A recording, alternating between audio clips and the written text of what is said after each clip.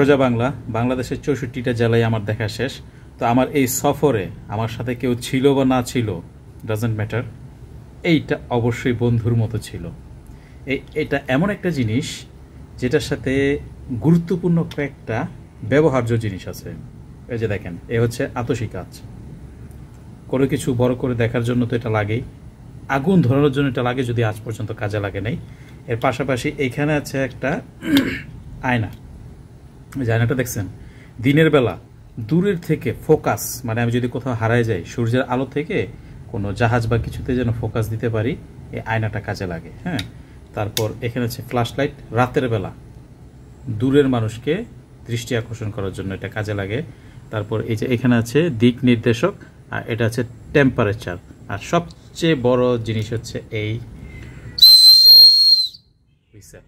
বাঁশি, দূর থেকে শুনতে পাওয়া যায়, একেবারে বন্ধুর মতো আমার গলার মধ্যে এভাবে ঝুলায় রাখি।